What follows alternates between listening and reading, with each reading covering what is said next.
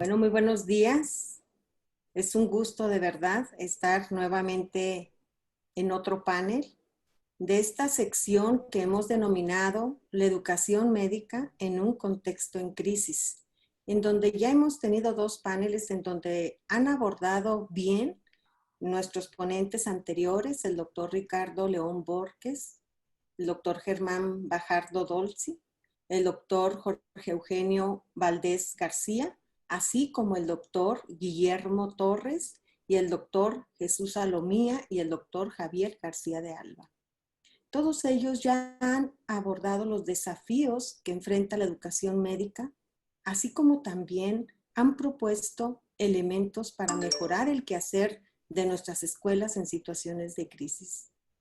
Si bien la formación de los profesionales de la salud por sí misma no contribuye a resolver problemas que actualmente enfrenta la humanidad en esta crisis sanitaria, ocuparnos de ello podría cambiar el futuro de esta pandemia y de otras que pudieran suscitarse.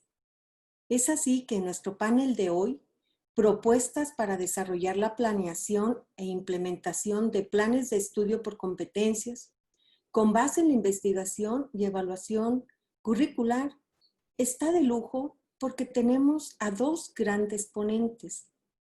El doctor Melchor Sánchez Mendiola, a quien me permito presentar, es un médico pediatra por la Universidad del Ejército y Fuerza Aérea, fellow en investigación educativa, Centro de Investigación Clínica, Instituto Tecnológico de Massachusetts, Cambridge, United States, maestro en educación en profesiones de la salud de la Universidad de Illinois en Chicago, de United States, doctor en ciencias, educación en ciencias de la salud por la UNAM, profesor titular C de tiempo completo definitivo, División de Estudios de Posgrado de la Facultad de Medicina de la UNAM, editor de la revista Investigación en Educación Médica de la UNAM, editor asociado de Advanced Health Science Education, miembro de la Academia Nacional de Medicina, Academia Americana de Pediatría, Consejo Mexicano de Investigación Educativa, Society of Doctors of Research and Medical Education National, Board of Medical Examiners, entre otras. Actualmente es coordinador de Universidad Abierta, Innovación Educativa y Educación a Distancia, que es la CUAED de la UNAM. Es un placer tenerlo aquí con nosotros y va a ser nuestro primer ponente, pero además me permito presentar a nuestro segundo ponente, que es nuestro orgullo aquí en ANFEM porque es nuestro coordinador del cuerpo académico, el doctor Ramón Ignacio Esperón Hernández. Él es médico cirujano desde el 2002 con maestría en educación superior, especializado en el área de tecnología educativa desde el 2006 por la Universidad Autónoma de Yucatán, de la UADY. Ambos grados obtenidos por tesis financiadas por el Consejo Nacional de Ciencia y Tecnología de CONACYT, diploma de estudios avanzados en investigación y doctor en ciencias con mención honorífica cum laude por la Universidad de Granada, España. Es profesor titular en el programa médico cirujano y en el programa institucional de Ciencias de la Salud del PNPC, investigador en el área de educación médica, director de tesis de licenciatura y posgrado, ponente en foros de investigación y educación médica nacionales e internacionales, autor de más de 35 publicaciones entre capítulos y libros y artículos científicos a nivel nacional e internacional, con reconocimiento al perfil deseable para profesores en educación superior del 2006 al 2019 y miembro del Sistema Nacional de Investigadores nivel 1 del 2016 al 2019. Actualmente es director de la Facultad de Medicina de la Universidad de Westfield. Ha sido jefe de la unidad de posgrado e investigación de la Facultad de Medicina de la UADY 2018-2019, secretario académico 2014-2018, además de otros cargos. Es miembro del comité editorial de la revista de Investigación en Educación Médica de la UNAM, de la revista de Ciencia Médica y Humanismo en Salud y miembro del comité editorial de la Asociación Europea de Educación Médica. Es miembro del Consejo Técnico de Examen General de Egreso de Medicina de Ceneval 2015-2018, miembro del Comité de Salud de los CIES y del Comité Permanente de Posgrado de Educación Continua y miembro del Consejo Directivo de ANFEM como consejero de Educación Continua y consejero académico. Evaluador por el Consejo Mexicano para la Acreditación de la Educación Médica, COMAEM, de perfil PRODEP-CEP, de proyectos CONACYT, de posgrados PNPC, de trabajo de investigación y árbitro de artículos y libros. Entre otros cargos desempeñados en el sistema de salud, destacan el de subdirector de enseñanza e investigación del Hospital Regional de Alta Especialidad de la Península de Yucatán.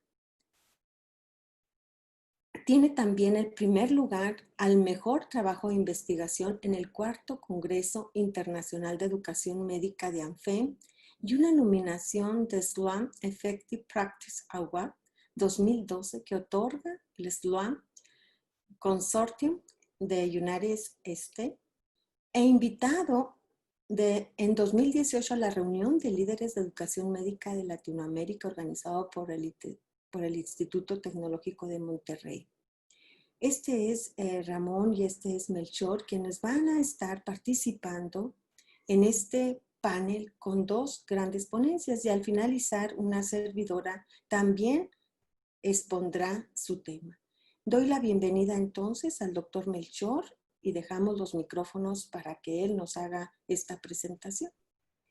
Todos contamos con 25 minutos y un espacio para contestar a nuestras preguntas que tengan a bien hacernos a través del chat.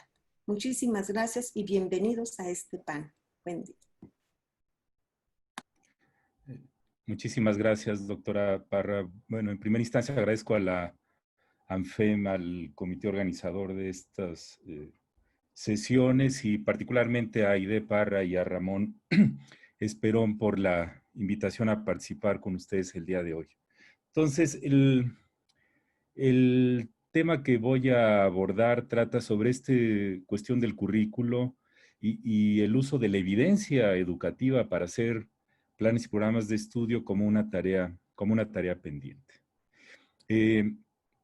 Ya se ha comentado hasta el cansancio, el enorme reto que vivimos ahorita y ya empezaron a salir ayer, antier, hoy una serie de editoriales bastante catastróficas de lo que está pasando y de lo que va a seguir pasando.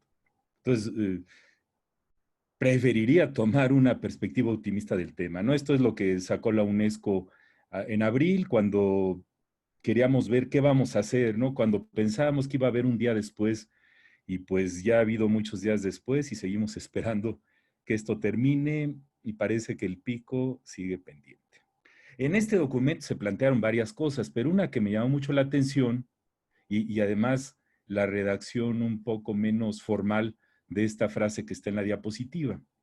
La pregunta del millón es si en el supuesto de la continuidad de las actividades de enseñanza, que como supuesto es bastante cuestionable el día de hoy, los estudiantes conseguirán lograr los objetivos de aprendizaje diseñados para el curso. Todos tenemos en nuestras escuelas de medicina planes y programas, currículos diseñados con mucho esfuerzo y que ahora corremos el riesgo de que se conviertan en papeles un tanto inertes.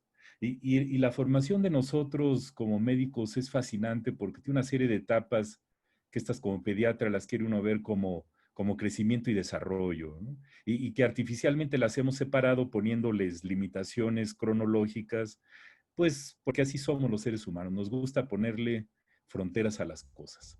La carrera de medicina de pregrado, después la de especialista, después el currículo de 50 años que es la educación médica continua o el desarrollo profesional continuo que es pues el resto de nuestras vidas y es lo que deberíamos de estar viviendo ahorita para aprender lo que tenemos que hacer para salir adelante.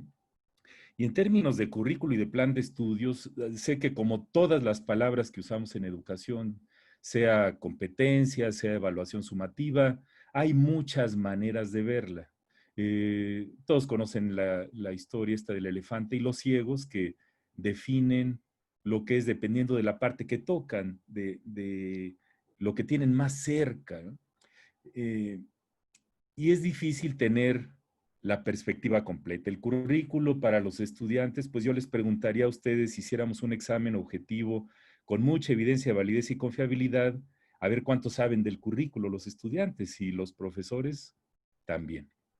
Y decía el doctor Abramson, que en paz descanse, que el currículo puede adolecer de muchas enfermedades, utilizando la analogía médica. Curriculoesclerosis, carcinoma, cuando prolifera el área del conocimiento del que es el director de la facultad o escuela, curriculoartritis, disestesia, hipertrofia, etcétera, etcétera. Ahorita le llamaríamos obesidad curricular.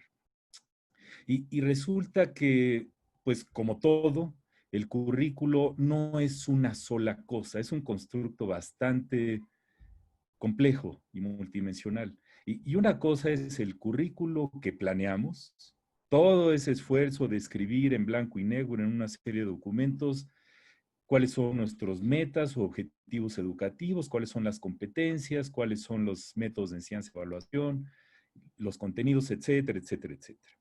Pero resulta que ese currículo planeado no siempre es el que implementamos, como ahorita está siendo totalmente desnudado por la pandemia.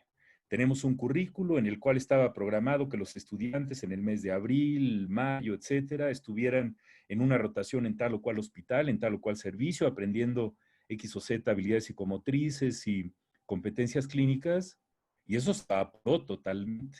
Entonces, el currículo que implementamos en estos meses, pues ha sido muy diferente del que está puesto en los archivos de nuestros cuerpos colegiados. Y después está esta otra visión del currículo, que es el currículo evaluado, que es el que brinca cuando se hace, por ejemplo, un estudio de acreditación de una facultad o escuela. En medio está el currículo oculto, todo esto que ocurre en la cultura organizacional de cada escuela, que depende muchísimo de la interacción de los actores que se encuentran al interior de esta organización, ¿no? Como en cualquier sistema complejo. Un concepto también muy interesante es el currículo nulo. El currículo nulo es lo que no se enseña. Y el currículo nulo, por ejemplo, si uno pidiera los planes de estudio de las escuelas de medicina de México y buscáramos COVID-19 o el síndrome multiinflamatorio de respuesta sistémica en niños por el COVID, pues no iba a estar en el currículo porque no existía el concepto cuando se hizo el plan de estudios. Y a veces este currículo nulo es un poco intencional, ¿no? Por ejemplo, no vamos a tocar homeopatía, por poner un ejemplo. Y en algunas escuelas explícitamente se excluye la medicina alternativa y complementaria del plan de estudios por una serie de razones que no voy a profundizar. Y un fenómeno fascinante que ocurre en el currículo y que es muy pertinente en el momento actual es la deriva curricular, en inglés que le llaman curricular drift. Ustedes tienen en el eje horizontal el tiempo y aquí en el eje vertical están las cualidades del currículo deseado, que también alineado esté, que también esté cohesionado, su coherencia. Y aquí está el currículo recién diseñado. Y después, cuando se empieza a implementar, caen estos atributos y después viene una visita de acreditación y ¡pum! Sube otra vez. Después empieza otra vez a derivar y se hunde un poco. Después tiene picos y caídas que dependen de una serie de factores, muchas veces externos. Y cuando llega un cambio curricular empieza otra vez. Entonces el currículo es, viéndolo así, pues una especie de, tiene vida propia, ¿no? No es nada más el papel, como seguramente lo han comentado. Y en este momento sí es muy importante vernos en el espejo. No sé ustedes, pero yo ya estoy cansado del catastrofismo y sé que estamos en una cuestión impresionantemente dura. Personas muy cercanas a mí han muerto en la semana anterior, otras están hospitalizadas. Pero en términos de la responsabilidad de cada quien, es muy importante vernos en el espejo porque es muy fácil echarle la culpa a otras personas. Y ya ven que en la situación, a otras personas o organizaciones, en la situación actual es tremendamente fácil echarle la culpa a otros actores. Y el corazón de la presentación es enfatizar la importancia del uso de la evidencia para todo lo que hacemos en educación. Todos ustedes son familiares con Ronald Harden, ven que el Congreso de la AME Este año va a ser virtual, espero que nos veamos por ahí en el escenario virtual este interesante que plantean. Acabo de ver el anuncio de que el Congreso de la ANFEM también ya no va a ser cara a cara, pero al final del día yo creo que como académicos tenemos esta obligación ética, moral, profesional, de dignidad como profesionales de la medicina y de la docencia, de utilizar los métodos y aproximaciones a la educación basados a la mejor evidencia disponible, que tiene una serie de retos. Y como hemos comentado en otras ocasiones, es muy fácil dar opiniones de las cosas. No es tan fácil generar la evidencia para informar las acciones y las decisiones. Gradualmente es deseable que tengamos más sustento académico de lo que hacemos. Las opiniones y la experiencia personal de las personas es valiosísima, no la quiero minimizar. El problema de utilizarla exclusivamente para la toma de decisiones es que está plagada de un montón de sesgos tácitos, implícitos, afectivos y muchos más. Entonces, reflexionemos sobre la cantidad de literatura científica que existe en el campo de la educación médica.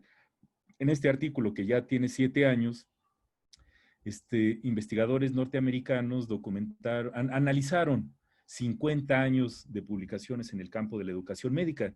Y ustedes pueden ver cómo del 60 al 2010 hubo un incremento bastante grande en términos relativos y absolutos también. Obviamente nada comparado con los artículos en diabetes, obesidad, etcétera, pero sí son muchos. Es decir, ha habido un crecimiento muy importante. Y de artículos específicamente relacionados con el currículo, ha habido un incremento también muy importante. Y haré unas consideraciones sobre esto. Todos usamos Medline, es la base de datos más importante del mundo. Acaba de, hace pocos meses, de actualizar su interfaz, una interfaz gráfica del usuario muy agradable. Y resulta que el término currículum tiene la categoría de término MESH, es decir, forma parte del vocabulario controlado de la Biblioteca Nacional de Medicina desde 1966. Y ahí está puesto. Es un curso de estudio ofertado por una institución educativa. Ahí está puesto, está legitimado como término para indizar trabajos de investigación en esta base de datos. Y si yo busco por término MESH curriculum, me encuentro que hay más de 85,000 artículos, muchos de ellos gratis de texto completo para aquellos que no tenemos recursos y que ocurre frecuentemente en países como el nuestro, y muchísimos artículos de revisión. Y si yo cruzo, este es uno de los campos que más me gusta, la medicina basada en evidencia, igual que al doctor Ramón, eh, eh, es increíble. Si cruzo Evidence-Based Medicine con currículum, hay más de 1,000 artículos. En las últimas 2 décadas ha surgido una enorme cantidad de literatura sobre este constructo en particular, la medicina basada en evidencia, así como puede haber currículos de profesionalismo, currículos de educación basada en competencias, etcétera. Y otra de las áreas que también tendemos a utilizar poco es lo que son las revisiones sistemáticas en educación médica. Ahí está la página de la Best Evidence Medical Education Collaboration, donde vienen una gran cantidad de revisiones del tema.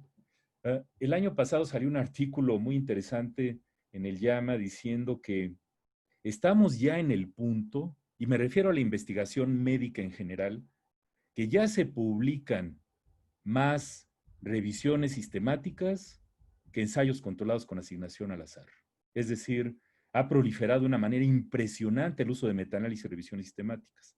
En educación esto tiene sus problemas porque no es tan sencillo hacer revisiones sistemáticas, sobre todo con orientación cuantitativa en aspectos educativos, pero caray, aunque el vaso esté medio lleno o un cuarto de lleno, tenemos esta gran cantidad de documentos que están ahí disponibles para nosotros, para utilizar en los diseños curriculares. Y ahora que he estado ya los últimos 15 años y sobre todo los últimos 5 años metido de cuerpo completo en educación superior no restringida a medicina, me ha quedado clarísimo que el modelo de educación basada, de medicina basada en evidencia, trasladado a educación basada en evidencia y trasladado a educación basada en evidencia en general, tenemos que acostumbrarnos a buscar en las bases de datos que no consultamos habitualmente como profesionales de la salud, como ERIC, ¿no? Y ahí ven que en ERIC hay más de 200,000 artículos que tienen que ver con currículum. Entonces, hay que utilizarlo, ¿no? Y por poner un ejemplo de 2, 3 cosas, esto salió recientemente, hace pocos años, el uso de la analítica del aprendizaje para analizar el currículo. Y estamos acostumbrados en las escuelas de medicina a visualizar el currículo de una manera bastante limitada, por lo menos en términos burocrático-administrativos, restringiéndonos a la normatividad local. Entonces, si en la Universidad X me piden que el currículo tenga una serie de características y que sea seriado y una serie de cosas, me limito a eso y me acostumbro a ponerlo como algo bidimensional, con flechitas y cuadritos, igual que usamos los organigramas de las organizaciones, que sí tienen su valor para entender cosas, pero que en términos de comprender el funcionamiento de la organización son bastante limitados. Entonces, esto puede ayudarnos a identificar qué tan vivo está el currículo, para dónde se está moviendo. Ven aquí estos cuadritos que están aquí separados, pues son áreas del currículo que no tienen interacción con otras áreas del currículo. Eso no hay manera de verlo en un currículo estático en papel. Entonces, tenemos que hacer el esfuerzo, que en nuestro país es dificilísimo la cuestión administrativa de recolección de datos, ¿no? Este es otro ejemplo, ¿no? Esto es el modelo Jonas Nordquist, perdón, en el que habla de esto, del paisaje del aprendizaje conectado, que es tremendamente importante en el contexto actual que estamos en la pandemia. Ven, en el eje horizontal está la cuestión de los espacios de aprendizaje, homogéneos, heterogéneos y por demanda, y en el eje vertical está el currículo, que puede ser el aprendizaje tradicional, que decimos que es casi como el diablo en persona y sin embargo lo seguimos utilizando con inusitada frecuencia. Y ahora que brincamos a Zoom para dar clases, esto se ha reproducido de una manera impresionante. El aprendizaje participativo, toda la evidencia dice que el aprendizaje activo es mejor que el pasivo. Entonces, ¿por qué diantres no utilizamos el aprendizaje activo en metodologías como esta que nos permiten hacer muchas cosas? Y después el aprendizaje que algunos catalogan híbrido, la combinación de la virtualidad y lo físico. Y aquí en el eje diagonal, al juntar estas dos perspectivas, tenemos el aula, le agregué aquí una J porque a veces se convierte en una jaula, aunque sea virtual, en donde se cierra la puerta y hay la simetría de poder intrínseca en el profesor, que le ponen un podio, un estrado para que esté de pie, y los alumnos que están sentados tomando nota. Y después esta serie de espacios colaborativos formales e informales. Los espacios informales son tremendamente importantes en educación y ahorita los extrañamos. Esas actividades de salir del aula o de la sala del hospital, encontrarse un amigo en el pasillo, platicar del último caso, platicar con los internos, con los residentes, con los estudiantes, eso ahorita está restringido de una manera muy, muy importante. Y los espacios multiusos a gran escala, sitios y servicios, y todo esto forma lo que llama Jonas el paisaje del aprendizaje. Y algo que tendemos también a dejar en el tintero es el alinear el currículo con los métodos de enseñanza y con los métodos de evaluación.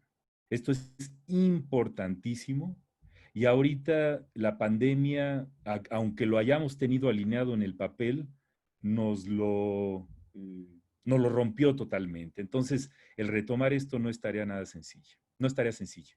Y hay algunos ejemplos, ¿no? Puse un par de ejemplos de estos de un enfoque informado en evidencia para el diseño curricular, ahí viene la liga, ya les envié la presentación a los organizadores, si alguno la quiere tener, la puede, o si me mandan un correo, les puedo enviar el material o la presentación en el PowerPoint. Entonces, si hay manera, como aquí también, un enfoque basado en evidencia para el desarrollo curricular de algo, en este caso la medicina de consultorio. Entonces, cada vez, y esto es de este año, es del 2020, está permeando pues el concepto de que la evidencia publicada debe informar el desarrollo curricular. Y por otra parte hay un montón de literatura.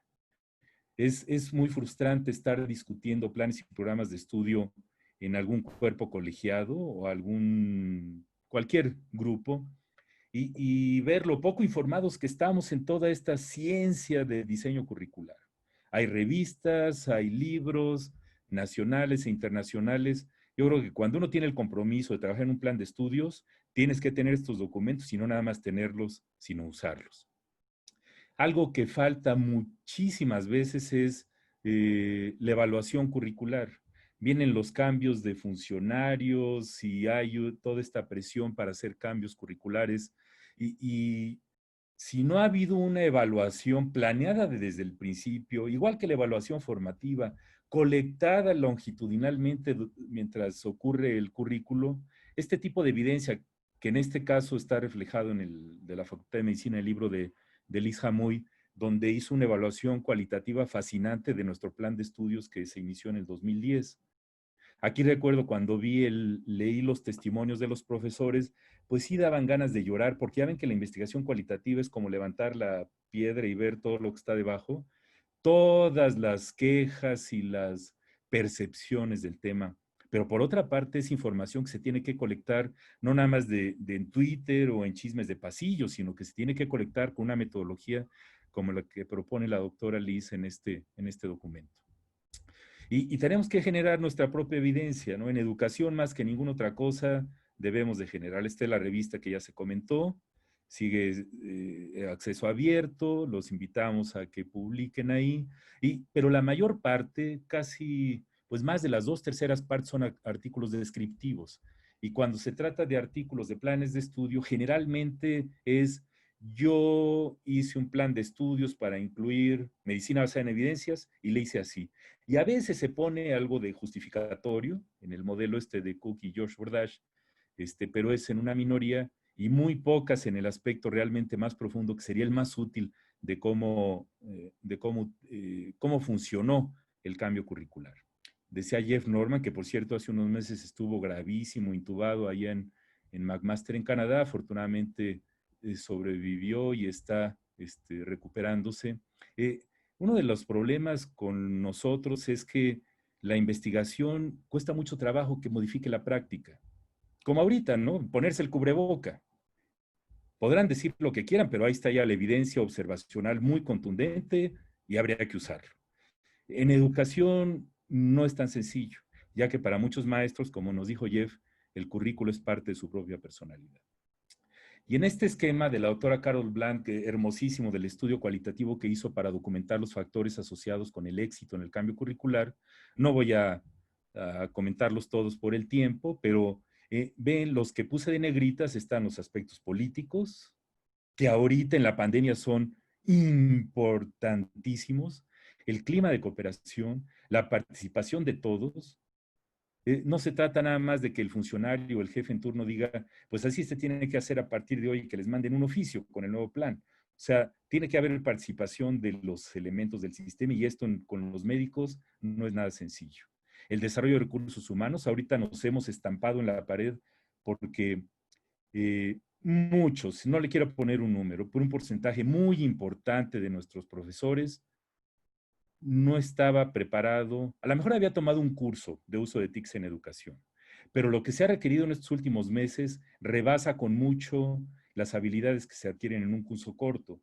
Entonces tenemos el enorme reto del desarrollo de los recursos humanos de formación docente en los meses que vienen con el inicio del nuevo ciclo escolar. Evaluación no se diga y la cuestión de liderazgo que adquiere particular importancia en situaciones de caos como el que vivimos.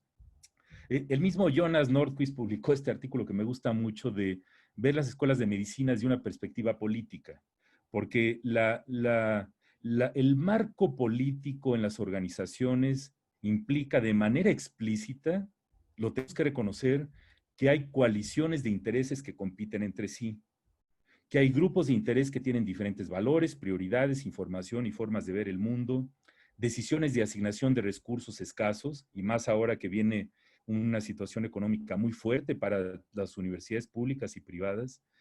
El poder es un activo importante con el que eh, se, los grupos maximizan los resultados para sí mismos en términos de organizaciones sindicales, etcétera.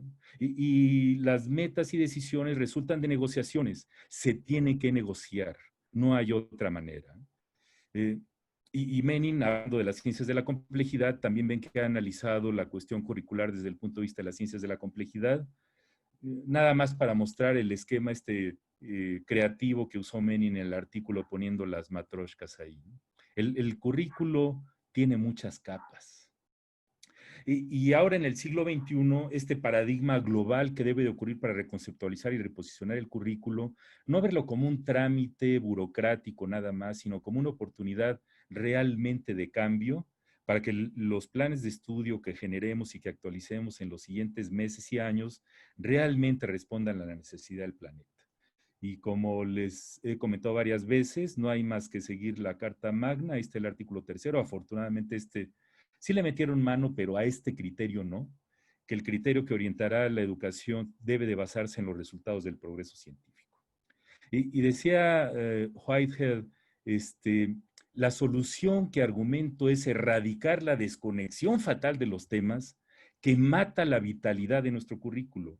Solo hay una materia temática para la educación, que es la vida en todas sus manifestaciones. Reitero, el cambio es un proceso, no un evento. Ayer ocurrió un evento en Líbano, hubo una explosión y eso desata una serie de cosas. Con la pandemia tenemos el evento del inicio del virus, pero que se ha convertido en un evento crónico, que no se le ve fin y al cual no debemos seguir esperando a que esto acabe para tomar decisiones en términos curriculares. Y el plan de estudios de nosotros en medicina y en general en ciencias de la salud debe de incluir la parte humana, ¿no? Esto que le llaman algunos autores actualmente compassionomics, ¿no? El equivalente de compasión de estas cuestiones de proteómica, metabólica, infectómica, etc. Y pues eso sería por mi parte. Les agradezco mucho su atención. Muchas gracias, doctor Melchor, por esta excelente ponencia sobre el currículo y la evidencia educativa, una tarea pendiente. Tenemos aquí algunos comentarios y preguntas también. Voy a permitir leérselas para que tenga bien contestarlas. El doctor René Crocker nos dice que la evidencia científica no es solo cuantitativa, debe ser también con evidencia cualitativa para captar la profundidad de la evidencia. También el doctor René le dice, ¿qué piensa de que el currículo es un programa de investigación? ¿Qué necesita una propuesta de desarrollo curricular? Y la doctora Yolanda Marín nos dice, es realmente reconfortante asistir a una presentación que hace gala del uso de la literatura. De esto no hay todos los días. Gracias, Melchor. Y yo le tengo... Yola, puedes asistir a la mañanera y ahí se hace gala del uso de la evidencia, ¿no? Sobre todo la de este lunes que acaba de pasar. Creo que no, Melchor. Ok, ¿quieres que responda ahorita? Yo le tengo otra pregunta, doctor. Sí. Le tengo algunas, pero me parece que usted había comentado que con esta pandemia el currículo cambió, se modificó. Mi pregunta es, dentro de la UNAM, ¿qué aspectos, además de la virtualización, cambiaron? ¿Y en qué medida estas modificaciones favorecen o limitan la formación médica? Entonces fueron 2 preguntas y 2 comentarios. Ahorita en el Facebook todos están diciendo me gusta, me gusta. No me gusta, no hay no me gusta. No. Sí. Adelante, doctor. Ok, bueno, pues muchas gracias. Veo aquí en el programa tengo unos minutos ahorita para responder, ¿verdad? Yo creo que lo que dice el René es muy importante. La primera vez que hablé de educación basada en evidencia en el seno de la Academia Nacional de Medicina hace ya, híjole, más de 15 años. Me acuerdo que se me hizo esta misma observación porque en medicina, sobre todo en medicina basada en evidencia como marco conceptual o ves que paradigma es una palabra muy ambiciosa, pero está muy enfocada en la cuestión cuantitativa, ensayos controlados con asignación al azar, metaanálisis, etcétera. Yo creo que en el paso de los años ha ido matizándose la situación. Cada vez tenemos más conciencia de que la investigación cualitativa y la mixta son indispensables para cualquier cosa si uno quiere lograr cambios sostenibles, ¿no? Tengo entendido que en el NIH, en Estados Unidos, desde hace ya varios años, a cualquier proyecto que se plantee se debe de incluir evidencia de diferentes tipos, incluyendo evidencia cualitativa, mixta, y utilizar este modelo conceptual que se llama ciencias de la implementación, porque de nada sirve hacer los estudios para enriquecer el CV o el currículo de los investigadores cuando esto no permea en las trincheras para realmente mejorar el aprendizaje de los estudiantes. Entonces, yo creo que totalmente de acuerdo que debe ser de varios tipos. Y aquí tenemos el problema eterno, ¿no? Si la evidencia, México como país produce, la última vez que me quedé en la estadística del CONACYT, no sé si estos años vayan a seguir con eso, pero yo recuerdo que estaba alrededor del 0.85% de la productividad científica mundial era de México. Pero cuando uno le metía el subtipo de educación, esto se caía en el año 2007, que es el último dato que documenté, a menos del 0.01%. Y actualmente ya ni siquiera se reporta. Entonces, el reto es, además de que se genere, si se genera un estudio mixto muy bonito en Harvard o en Finlandia o en Tokio, la aplicación de eso en la Escuela de Medicina X en cualquier estado de la República implica una serie de brincos conceptuales y de inferencias y de juicios de valor que de necesidad tienen que tomar en cuenta el contexto. Entonces es una de las grandes retos del uso de la evidencia, ¿no? Y tomándolo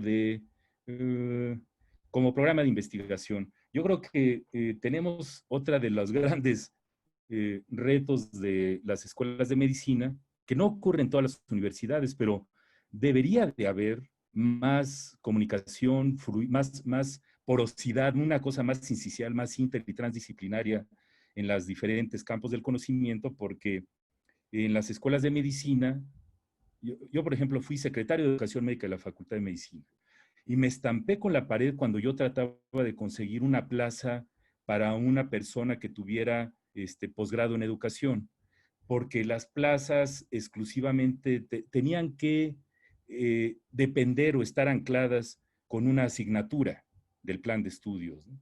Y eso era tremendamente complicado, entonces no podíamos, era muy complicado tener una plaza académica, me refiero, no de funcionario, ahí sí ya ves que puede ser cualquier, bueno, ahí no me voy a meter en ese berenjenal, pero para contratar a un antropólogo, un sociólogo, un experto en investigación mixta en una escuela de medicina, a veces es difícil. O por lo menos tener lazos reales, vivos, que generen publicaciones entre diferentes escuelas dentro de las mismas universidades, tampoco es tan sencillo. Entonces, creo que debemos hacer más investigación sobre nuestros planes y programas de estudio. El desarrollo curricular es una disciplina bastante sofisticada. Si nada más publicamos planes de estudio como asuntos meramente descriptivos, sin profundizar más, es bonito, sí, por lo menos queda el documento, pero nos falta la investigación que realmente haga que el desarrollo curricular brinque lo meramente descriptivo. Y bueno, ahí yo la comenté, esto ha empezado su preocupación porque los alumnos estarán sentados como ahorita, ¿no? Yo empecé mis juntas en Zoom hoy a las 8 de la mañana y no es para darles envidia, pero tengo programado terminar hoy a las 8 de la noche con una hora para comer. Entonces, esto es tremendamente complicado. Obviamente estoy en chanclas, ¿no? O sea, bueno, no quiero que se imagine nada, pero es esta parte de lo que ya se está describiendo como me queda la fatiga por Zoom. El estar viendo la pantalla fijamente produce una serie de alteraciones ya hasta, no nada más psicológicas y afectivas, sino hasta biológicas. Yo lo que creo es que tenemos que poner breaks, me tengo que parar, ahorita obviamente no lo voy a hacer, pero hacer cosas, levantarse. De eso, si ustedes googlean cómo minimizar la fatiga de Zoom, ahorita hay miles de recursos y de tips para poder hacer esto. La educación remota, emergencia, el currículo híbrido, pues, a ver, aquí tengo lo que me preguntó Aide primero. ¿Qué se está haciendo? Pues el currículo está muy bien, gracias. Está el papel impreso en muchos lugares, bueno, no impreso, digital en nuestras páginas de internet, pero lo que están viviendo nuestros estudiantes, residentes y docentes ahorita es algo sin precedentes, ¿no? Yo sugeriría hacer lo que ya nos dijo la UNESCO desde abril. Documentemos lo que está pasando. documentemos las acciones y las consecuencias de las decisiones que estamos tomando.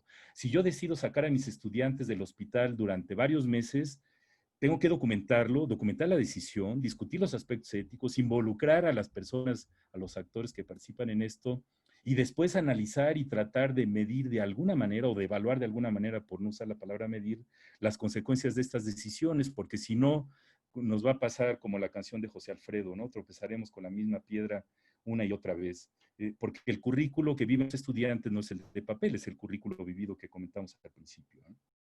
La educación remota, yo ahorita en la UNAM estoy en el área de educación a distancia. El doctor Raue me hizo responsable de eso el mes pasado.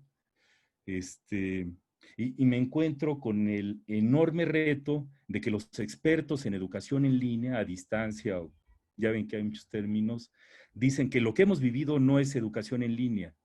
Fue algo improvisado, algo educación remota de emergencia, le llaman algunos, en términos de que nos agarró como el tigre de Santa Julia, tuvimos que hacer muchas cosas de manera bastante improvisada, pero ahorita ya estamos unos meses después. O sea, que no nos gane ese tercermundismo que luego nos aplasta. O sea, ya tuvimos meses para pensar qué vamos a hacer en los siguientes meses. Y hace unos meses estábamos con la ilusión de que el verano se iba a llevar el virus, pues ya vimos que no, y ahora estamos con el reto de lo que tenemos que hacer. Entonces yo lo que diría es,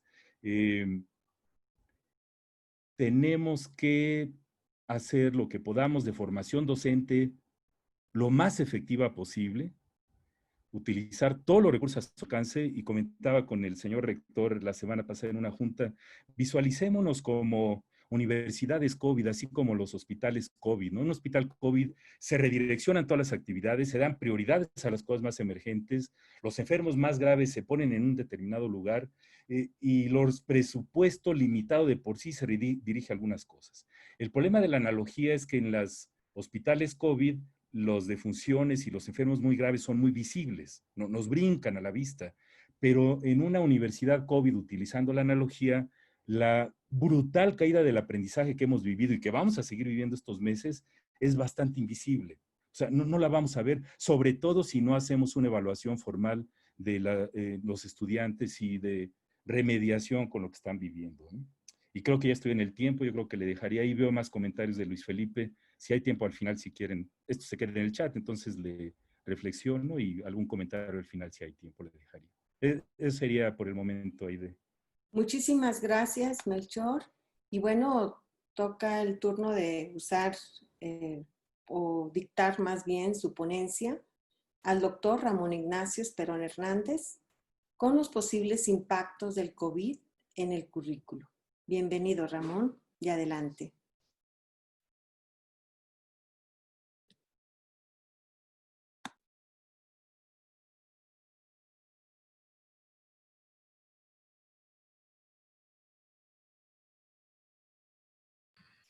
Listo. ¿Se ve? ¿Sí estoy bien?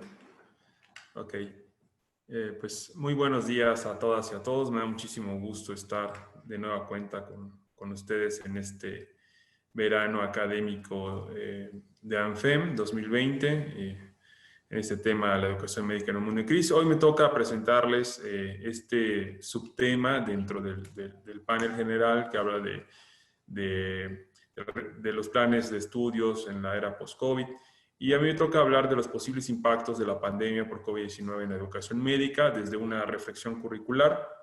Hago un aviso, tomando en cuenta la presentación del doctor Melchor, que habla de la medicina basada en evidencia, del uso de la evidencia.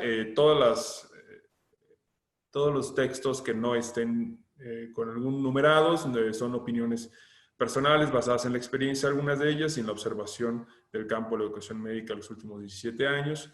Y todas las que estén señaladas son, por supuesto, producto de la evidencia científica. Para empezar, quiero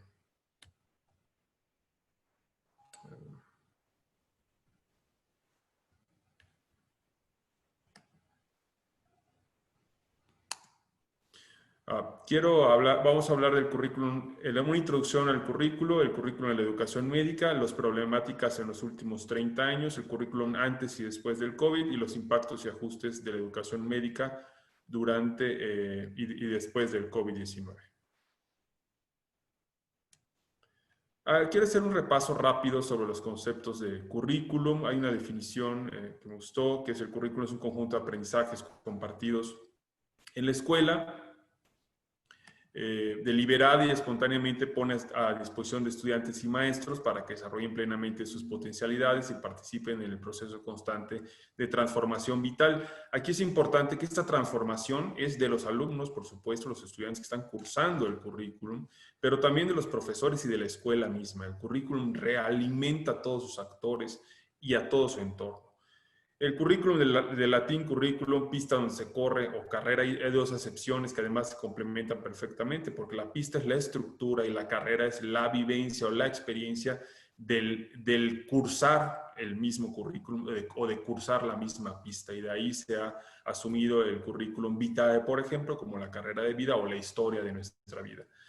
El currículum es el camino del aprendizaje, dice Hans Hebli en un artículo que publica Vilches en el 2004. Y en este mismo artículo también se cita a Antonio Machado en su verso, donde habla de que caminante no hay camino, se hace camino al andar. Por supuesto, la evidencia es fundamental para ir haciendo este camino, pero a lo que me gustó mucho que se use esta cita, porque esto nos da cierta calma sobre estas incertidumbres o sobre todas estas preguntas que nos hacemos hoy día sobre qué va a pasar, qué se va a hacer.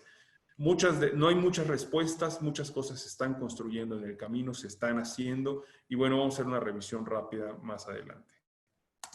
El currículum tiene un poder inclusivo esencial para hablar, discutir y contrastar nuestras visiones sobre lo que creemos que es la realidad educativa y del entorno, no solamente de la escuela. No nos debemos de conformar con la realidad intraescolar o que el mundo es la escuela. El currículum debe estar plenamente ligado a su entorno en todos los aspectos. Como damos cuenta de lo que es el presente, de cómo y qué valor tenía el pasado y de imaginarse el futuro. El currículum es un elemento de presente, pasado y futuro en el que pretendemos que el alumno corra en el aprendizaje, se forme y que deseamos que se convierta, en nuestro caso, en médicos competentes y que mejore a lo largo de la vida a través de la continuidad en la formación o el desarrollo profesional continuo. El currículum y su implementación condicionan nuestras prácticas y viceversa. Esto es muy importante también. El currículum dice lo que vamos a hacer, pero también se modifica con lo que hacemos. Entonces, el currículum es un instrumento vivo, dinámico. Al ser el plan, ambiente, proceso y resultado. Esto lo dice Jimeno Sacristán, estudioso del currículum, fue mi profesor, en un artículo que publicó en 2010. Un aula sin paredes, también el mismo doctor Jimeno en el 2010 ya hablaba del aula sin paredes, y es algo que hoy ya lo estamos viviendo un poco a la fuerza por la pandemia COVID, porque realmente yo me preguntaría quiénes querían hacer este cambio realmente como estamos hoy día con el uso pleno de la tecnología y la virtualización de la educación médica. La verdad es que sería muy interesante saber quiénes realmente lo querían y quiénes lo están haciendo, porque realmente no hay otra posibilidad. Pero desde el 2010, Jimeno Sacristán decía que la sociedad puede que vea cada vez con más naturalidad la posibilidad, conveniencia y rentabilidad de la desescolarización de la educación. Lejos de percibir ese futuro como una amenaza, ya anticipaba que deberíamos de considerarlo como una condición de nuestro tiempo, como una oportunidad para renovar los currículum y las prácticas educativas, integrar las nuevas tecnologías al servicio de intereses de apertura y amplitud del conocimiento, bajo los criterios de justicia y democratización de los saberes. Y algo que me encanta, esto último que dice en la cita, que es imaginar de nuevo las instituciones, que creo que es algo que hoy, 10 años después, hemos tenido que hacer. Bueno, lo hemos hecho siempre, tratando de imaginar nuevos escenarios, nuevas formas de educar, pero hoy hemos realmente tenido que hacerlo todos en unísono, imaginar de nuevo nuestras instituciones y la educación médica. Los 3 tipos de currículum y sus 6 variantes, ya el doctor Sánchez ya mencionó, ahí es una aproximación a esto. Pues hay 3 tipos que son los que todos conocemos, el formal, el real y el oculto, y aquí Vilches los subdivide Posner los subdivide en 6 variantes. El formal o el oficial es el que todos tenemos en el que le llaman el plan de estudios, ¿no? el real, que es el que se ejecuta en la práctica, y el que se planea en la ejecución. El realizado es el que ya se hizo y ya se pueden demostrar los logros y resultados. El nulo, del que hablaba el doctor también, o potencial o inexpresado, es lo que no se tomó en cuenta o lo que se podría haber hecho, pero no se consideró y no se hizo, ¿no? También ese es muy interesante. El oculto, ese lo conocemos, que es el implícito subyacente, es ese que no se ve. Y el extracurrículo, que no está escrito, que está aceptado tácitamente y que complementa al currículum. Es una especie de currículum oculto también. Ya pasando a educación médica más específicamente y currículum, la ANFEM ha propuesto un perfil por competencias del médico general mexicano, definiendo a estas como capacidades abiertas que nos preparan para tomar decisiones en ambientes dinámicos y complejos. Esto lo hizo en el 2008, una publicación de ANFEM que lideró el doctor Abreu. Y ¿cómo podemos lograr estos perfiles por competencias? Bueno, pues por currículums construidos para lograr competencias. Entonces, para el desarrollo de esas competencias profesionales es necesario el diseño de currículos dinámicos, sustentables y ajustables al conocimiento disponible, que es la evidencia, y al ambiente. Y cuando decimos el ambiente, de nueva cuenta, no me refiero solamente al ambiente de la escuela, el organizacional, sino también al exterior. Y este es el ambiente social, cultural, político y económico, intra y extra institucional, para que mediante diferentes procesos y metodologías educativas se logre el resultado para el que fue planeado, que en nuestro caso es lograr un o una médico competente, ¿no? Esta es la forma en la que el currículum se tiene que ajustar para poder lograr esos perfiles. Esta parte dinámica y sustentable es muy importante porque son currículos que tienen que estar abiertos a esta realimentación, pero no que esta realimentación pase luego a ser parte del currículum oculto o del currículum nulo, sino que pase realmente a ser parte del currículum formal, por lo que necesitamos aceitar importantemente nuestros procesos de actualización curricular, y yo creo que hay que reimaginarnos estos mismos. En cuanto a las problemáticas de la educación médica y sus facultades de medicina en los últimos 30 años, quisiera yo hacer aquí 16 consideraciones que ha sido producto de la observación en este tiempo. Algunos de ellos pueden estar presentes o no en algunas escuelas o en todas las escuelas o en la educación médica. No son necesariamente todos tienen que estar, pero muchos de ellos están. Uno, son los procesos lentos y prolongados de actualización curricular.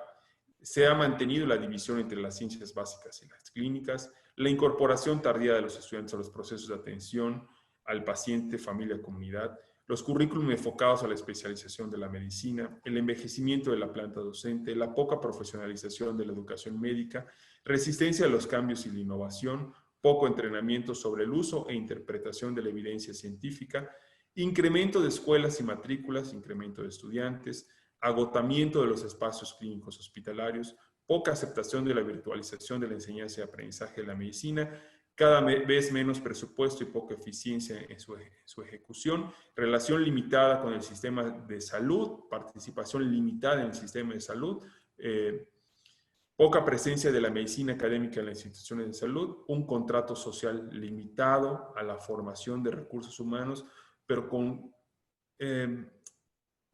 variantes impactos no solamente en el campo de la investigación, sino también de la extensión universitaria o el trabajo con la comunidad, por ejemplo, la educación en salud. También el desarrollo limitado de la inter y transdisciplina. Todos estos problemáticas de la educación médica ya estaban antes de COVID, las hemos estado trabajando, discutiendo ya desde hace varios años, con múltiples soluciones. Se han publicado muchos de las innovaciones, incorporaciones que se han hecho en las distintas instituciones para ir solucionando muchos de estos aspectos, ¿no? Estos son los problemas, digamos, pre-COVID, con los que ya veníamos. Ahora, ¿cómo el COVID, cómo esto ha impactado en el currículum? ¿No? Entonces, aquí hago una tabla que divide antes del COVID y después del COVID. Esto fue publicado en el New York Times en marzo, Friedman habló por primera vez de antes del COVID y después del COVID, ahora ya se está hablando más, dado que es un evento que marca una diferencia entre el antes y después en la historia moderna de la humanidad. Ahora ya lo podemos decir así, hace algunos meses, a principio de año, se pensaba que no era algo tan grande, pero hoy podemos saber, y con toda la seguridad y por el impacto que está ocurriendo, no solamente en los aspectos educativos, sino en aspectos sociales, económicos, de salud, políticos y muchos otros, que realmente ha sido un parto de aguas en la historia moderna de la humanidad. Bueno, antes del COVID, ¿qué currículums teníamos, no?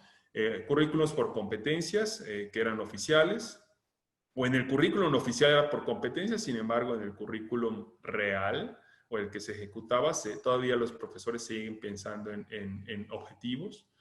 Lineales y seriados, rígidos, 6 a 7 años de duración, muchas horas crédito a expensas de las prácticas clínicas y rotaciones, donde ¿cuánto tiempo tiene que rotar el estudiante en un hospital? Bueno, pues que vaya a clase de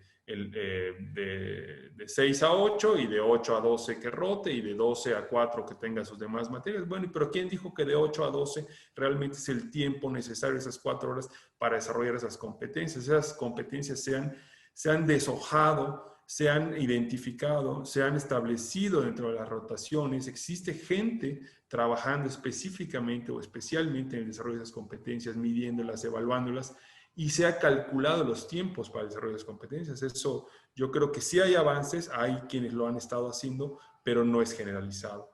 También los currículums antes del COVID eran centrados en el estudiante, en el currículum oficial, y en el paciente, en el oculto. O sea, en el oficial se dice, estamos centrados en el estudiante, pero en la realidad, en los hospitales, los médicos y los profesores dicen, no, tenemos que estar centrados en el paciente. Y hay una disociación entre este centramiento, ¿no? Mucha aula y hospital, poca comunidad y casa, casi nada. Cada vez llenamos a los estudiantes de más actividades en la universidad y los vamos haciendo pues que vivan prácticamente en el campus. Cada vez los campus de muchas instituciones, estos a nivel mundial, ¿no? Pues tienen incluso ya hasta gimnasios, cafeterías y muchas cosas, porque los estudiantes tienen que pasar prácticamente gran parte de su vida ahí o en el hospital, ¿no? También los hospitales han incluido este tipo de cosas. Muy poca atención primaria a la salud, muy poca salud pública, currículos presenciales, que se han considerado muchos como propedéuticos para la especialidad, basados en la experiencia, también centrados en la disciplina de la medicina y no en la inter y la transdisciplina. Esto se ha hablado mucho, pero se ha hecho muy poco. Poco aprovechamiento e inversión en tecnologías y además currículos poco eficientes en procesos y costos. Esto es el currículum antes del COVID. Después del COVID, lo que se esperaría, basándonos en la evidencia o lo que se ha ido demostrando, que más adelante lo voy a platicar, es que estos currículums vayan cambiando. Muchos han cambiado ya en muchas instituciones, muchos ya cumplen muchos de los elementos del post-COVID, que es muy bueno porque entonces ya están listos, entonces ya hicieron el trabajo, pero los que no tendrán que poner atención en esto. Los currículos por competencias deberán estar explicitados de manera oficial, pero también deberán ser ejecutados de manera real. Los currículos deberán ser semiflexibles con una mínima seriación y aparición de nuevas materias optativas que den lugar a esta inter y transdisciplina. Por ejemplo, elementos de administración. Muchos médicos tienen problemas para administrar sus finanzas personales, la administración de su consultorio o de su práctica, ¿no? Por ejemplo, por citar el emprendurismo, por ejemplo, ahora que requerimos de innovar rápidamente, de trabajar rápidamente con cosas nuevas para solucionar el problema, hubo respuesta, pero respuestas aisladas, algunas tardías, algunas muy rápidas, pero no hay una formación, por ejemplo, en esto, en el emprendurismo, por ejemplo, en trabajar por cuenta propia, generar su propia fuente de ingresos, ¿no? De manera autónoma. Todo esto son cosas que se tienen que ir trabajando. Menos años de duración, creo que es una reflexión muy profunda. No me atreví a poner el número, tengo algo en mente, pero no me atreví a ponerlo porque creo que es algo que todavía se tiene que trabajar más, pero definitivamente los programas de 6 a 7 años están siendo ya muy largos para los procesos actuales de formación. Horas crédito a expensas del desarrollo de las competencias, ya tienen que estar calculadas estas horas y créditos por supuesto, todas las actividades, metodologías y evaluaciones que se realizan en estas horas para el desarrollo de las competencias. Eso tiene que ser ya algo que yo creo que es algo muy importante para el campo de la investigación en currículum.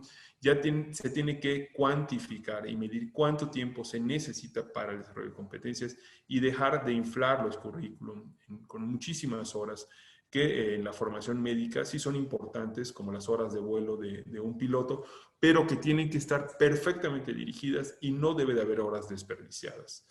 Deben ser centrados en el estudiante, en el estudiante médico, o sea, ya hablar del estudiante, pero pensando en el estudiante en un proceso de futuro hacia que sea médico. O sea, debemos de enseñarlo a ser estudiante y a ser médico, ¿no? Y cuidar todo eso. Muchas veces el centrado en el estudiante significa de darles muchas...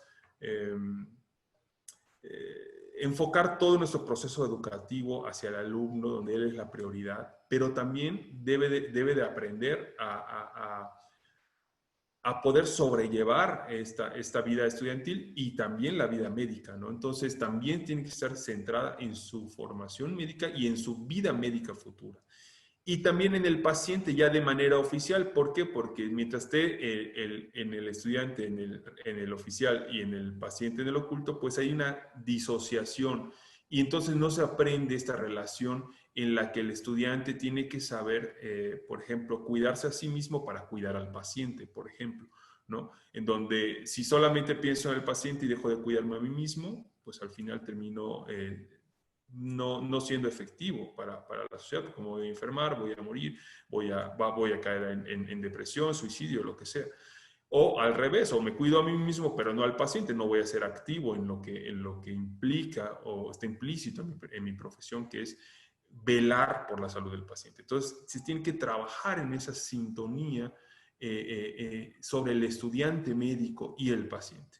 También para esto es necesario agregar competencias de salud mental, competencias emocionales, más comunidad y casa, más nuevos escenarios clínicos y más telemedicina. Creo que la telemedicina es algo que ya estaba desde hace muchos años listo y también ha habido mucha resistencia a usarse en el área de salud, lo cual ha impactado también en la educación médica, porque si no se usa en el sistema de salud, pues se considera que en la educación médica no es necesaria entrenarse para ello porque no se usa. Ahora se está usando. El COVID ha habilitado la telemedicina de una manera increíble, lamentablemente con muy poca preparación en muchos casos, pero muchos médicos están atendiendo a sus pacientes hoy por estos medios como el Zoom.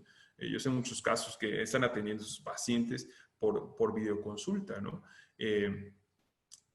Y yo no sé si tienen todos los instrumentos o si habían tomado preparación previa para telemedicina, porque la existe. Seguramente no, pero lo están haciendo. ¿Por qué? Porque la pandemia trajo esta necesidad, ¿no? Entonces yo creo que ya tenemos que ser más, avisorar estos cambios, no resistirnos tanto, al menos no la educación médica, independientemente de las resistencias que hay en el sistema de salud, porque nosotros tenemos que preparar a nuestros estudiantes para el futuro. Y si en el futuro esto puede pasar, hay que hacerlo, aunque hoy no se use, ¿no? Como el caso de la telemedicina. Menos aula y hospital, creo que es algo que tenemos que ya ir trabajando, más comunidad, por ejemplo.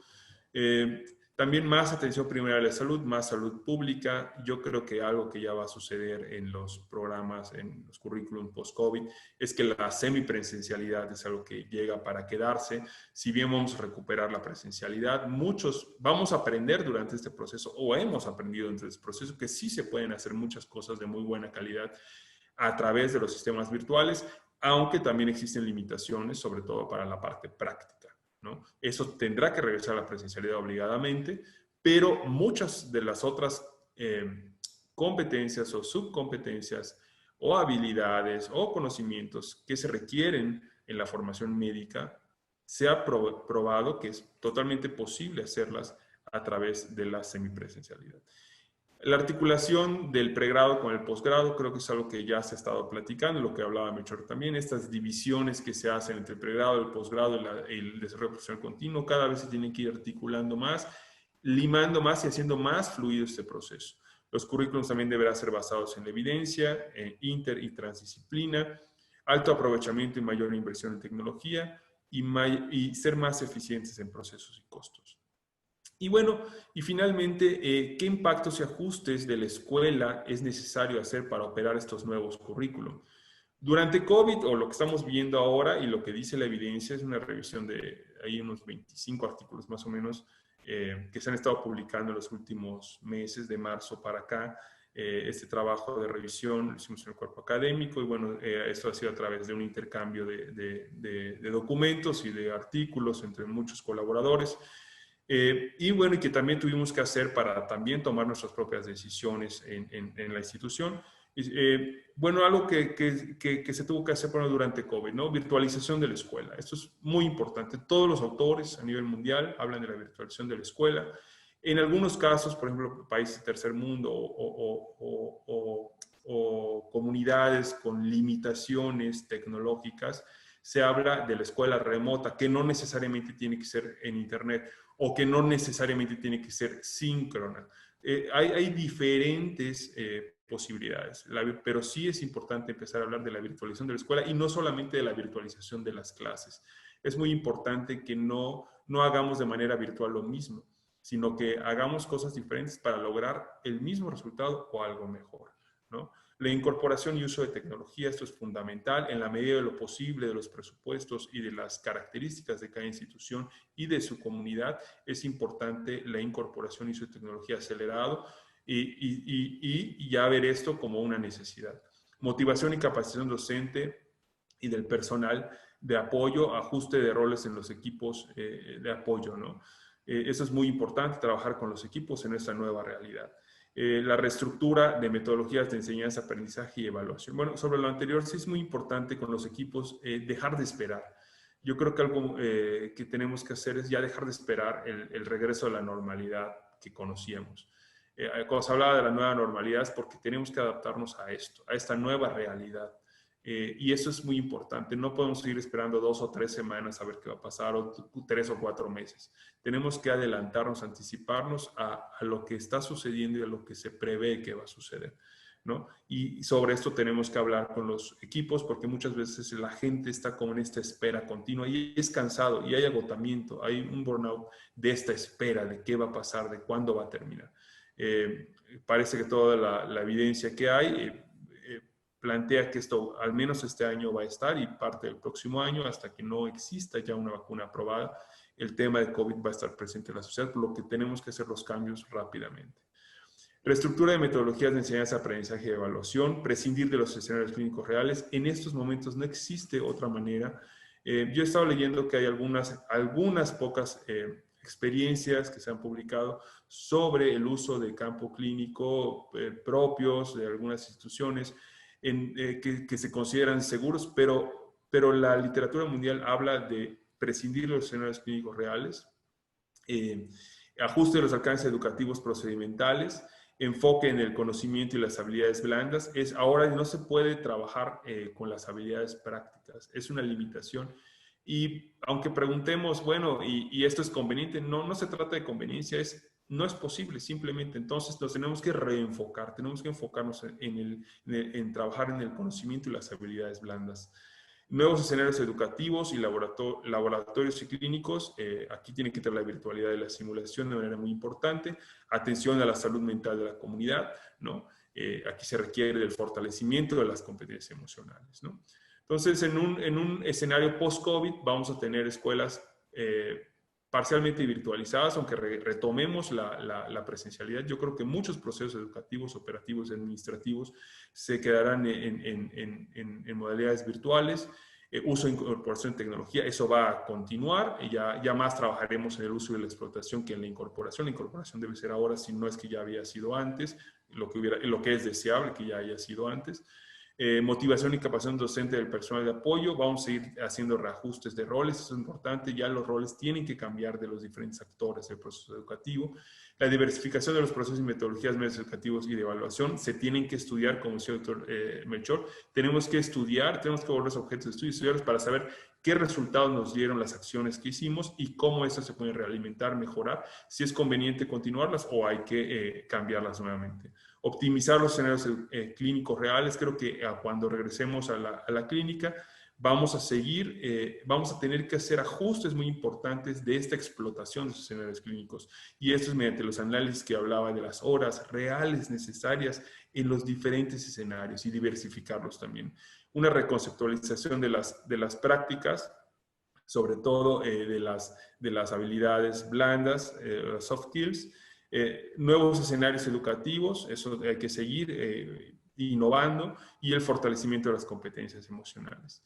Y las otras durante COVID es que debemos de continuar con el cumplimiento del contrato social. En un post-COVID debemos de ampliar el contrato social, y la APS es un mecanismo y es una vía para el ampliamiento del contrato social. Por ejemplo, pues la educación en salud, yo creo que ese es un tema que ya nos tenemos que involucrar mucho más en educar, no solo a nuestros estudiantes, sino en educar a la comunidad. Hoy vemos a una sociedad que carece de fundamentos sobre salud. Cómo ha costado trabajo el cubrebocas, el no salga de casa, la medición de temperatura, ¿no? Y cómo dicen que esto mata a las neuronas, o la aparición de suplementos alimenticios o de sustancias, algunos ni siquiera son suplementos, de sustancias que son para tratar el COVID cuando no existe ninguna evidencia. Entonces, existe mucha ignorancia sobre la salud en la sociedad, y eso yo creo que es una tarea pendiente y que debe de formar parte de nuestro contrato social.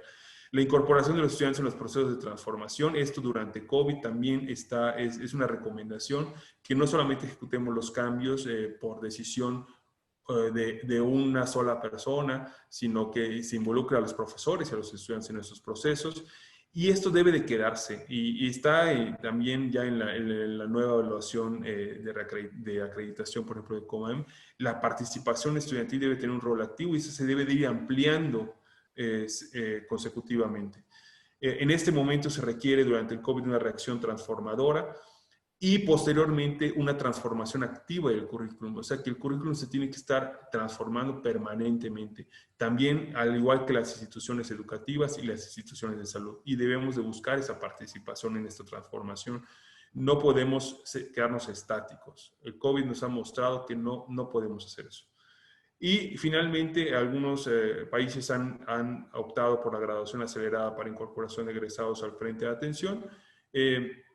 Yo creo que eso no es algo que se haya hecho en México. En México lo que tendríamos que estar haciendo es reforzar el entrenamiento en desastres y salud pública. Estar preparados para esto es algo que a nivel global ha costado mucho trabajo. Realmente no se estaba preparado a nivel mundial en ningún aspecto para un desastre o una pandemia esta que causara el desastre que está generando. No se estaba preparado. Entonces tenemos que anticiparnos y realmente pensar que todo esto puede suceder y mucho más. Todas estas recomendaciones están basadas en esta evidencia que pongo en la presentación. Va a estar disponible para que ustedes puedan consultar los artículos completos. Y bueno, y finalmente quiero cerrar con esta frase que dice: si no entendemos que ha cambiado todo, pues no hemos entendido nada. Muchas gracias. Quiero agradecer a la ANFEM, a su cuerpo directivo, al cuerpo académico, a Aide, a Jorge, a Silvia, a Luis Felipe, a René y a Melchor por muchos intercambios de documentos, discusiones, algunos escritos que hemos estado haciendo que me ayudaron a ir armando toda esta plática, y que bueno, es parte del conocimiento que han tenido con un servidor. Y bueno, muchas gracias a todos. Muchas gracias. Excelente presentación, Ramón. Y no sé si gustas leer tú las preguntas o quieres que te las lea. Son varias. A mí me da muchísimo gusto la participación de todos nuestros asistentes, y también hay comentarios en el Facebook. No sé si te sea más fácil leerlas tú.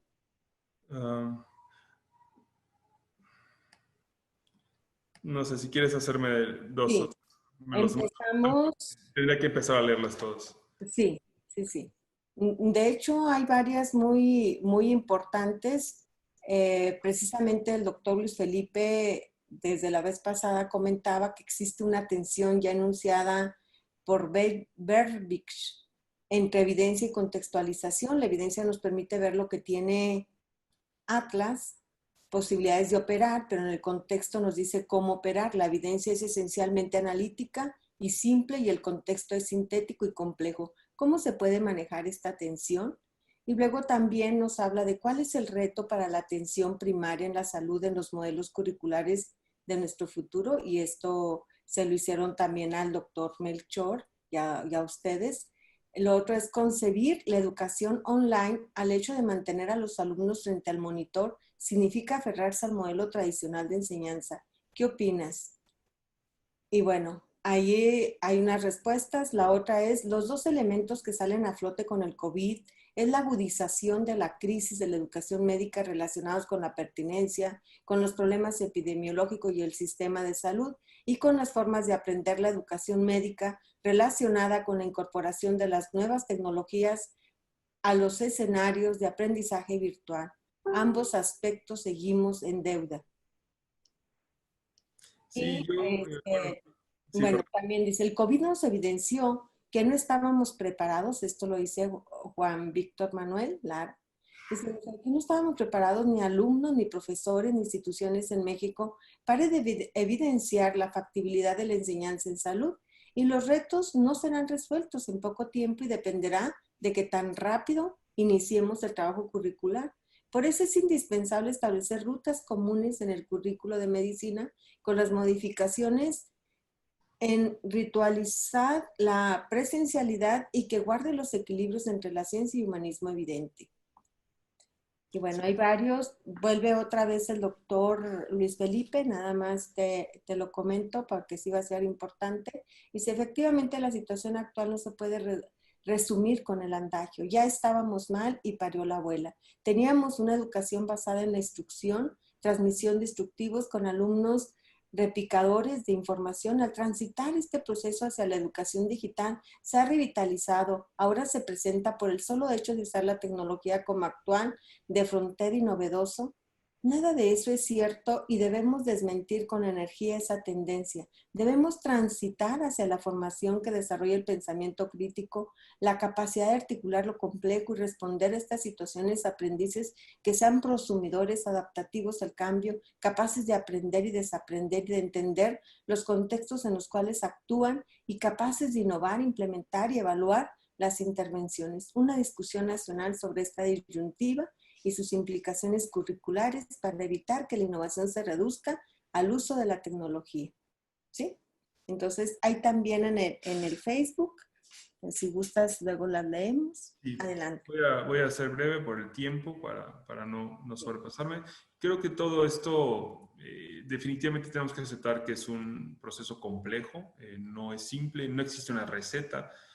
Por ejemplo, todas las recomendaciones que puse son de distintos artículos. No existe un artículo justo que haga todas juntas, sino que son pequeños extractos de diferentes visiones y diferentes elementos en diferentes contextos, ¿no?